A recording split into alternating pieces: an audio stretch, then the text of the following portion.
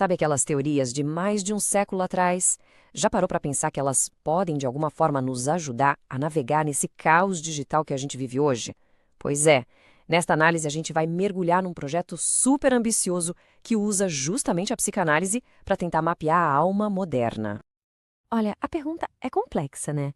A gente vive online, as nossas identidades parecem cada vez mais fluidas e a ansiedade, bom, parece que virou a norma. Para a gente começar a desembolar esse novelo, o primeiro passo é entender a fundo quais são os desafios que o nosso tempo, a modernidade, impõem para a nossa ideia de eu. É isso aí. O mundo de hoje, ele traz umas pressões bem específicas para o nosso bem-estar psicológico, sabe? Coisas que, sei lá, nossos avós nem sonhariam em enfrentar. Então vamos dar uma olhada mais de perto em quais são esses desafios. Então, este projeto se concentra em 4 pontos que são, assim, cruciais. Para começar, a identidade digital, como a gente se constrói e se mostra online. Depois, um assunto super sério, as preocupações cada vez maiores com a saúde mental. Tem também as questões complexas de identidade, de gênero, que estão super em pauta hoje em dia. E por último, o que a gente pode chamar de novos sintomas da modernidade. Sabe, burnout, sobrecarga de informação, tudo isso. Ok, a gente viu os desafios. E agora? A proposta aqui pode parecer um pouco inusitada. Em vez de olhar só para frente, a ideia é voltar aos textos clássicos da psicanálise para buscar algumas pistas. E aqui está o ponto central de tudo. A missão principal.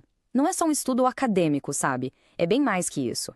É uma exploração humana que usa essas teorias para a gente tentar entender o que nos move, o que dói e, no fim das contas, o que faz da gente é a gente. E essa jornada não se baseia em uma coisa só. É um apanhado de várias escolas de pensamento importantes.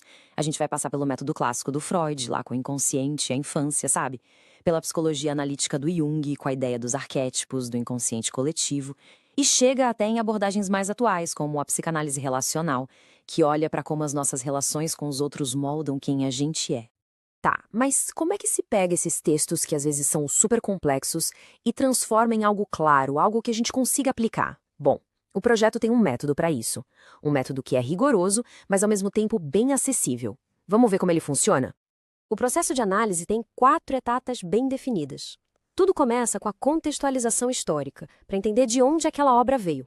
Depois, vem uma leitura interpretativa, bem atenta ao texto mesmo. A seguir, a análise passa pelas diferentes linhas teóricas. E, por fim, o que talvez seja o mais legal, a aplicação disso tudo nos dilemas que a gente vive hoje. E olha que interessante, uma coisa que chama atenção aqui é o compromisso com o rigor. A análise se baseia só em obras psicanalíticas fundamentais, em pesquisas de universidades e evita, de propósito, blogs, fontes de senso comum. Isso garante que a base seja sólida, confiável, sabe? Sem achismos. Ok, a gente já viu um método, as fontes. Mas tem outra coisa que é super importante, o tom. Não é só o que se estuda, mas como se fala sobre isso. E o estilo aqui é bem particular. A ideia é ter um tom que é ao mesmo tempo casual, mas também descritivo e até poético. É buscar ser preciso, técnico, claro, mas sem aquele peso do jargão acadêmico que afasta as pessoas.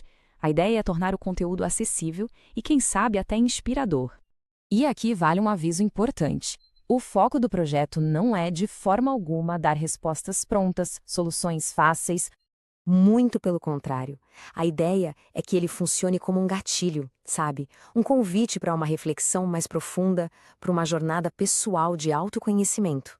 E tudo isso nos leva a uma pergunta fundamental, talvez a mais importante de todas. Afinal, por que mergulhar em textos de 100 anos atrás importa tanto hoje, em pleno século XXI? A conexão é mais direta do que parece. Por exemplo, o conceito de inconsciente do Freud, ele ajuda a gente a entender nosso comportamento nas redes sociais, que às vezes é tão impulsivo, né? Já a teoria das relações objetais lança uma luz sobre como a gente cria e mantém laços na era digital. E os mecanismos de defesa. Eles são uma ótima forma de entender como a nossa mente tenta lidar com a ansiedade que vem da sobrecarga de informação.